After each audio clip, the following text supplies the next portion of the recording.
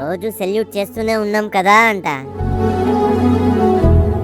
ఈడు రోజు తింటున్నాడని తెలిసి రైతు ఒక్కరోజు పండించడం మానేస్తే ఇలాంటి వాళ్ళందరికీ ఆకలి బాధ అంటే ఏంటో తెలుస్తుందిరా.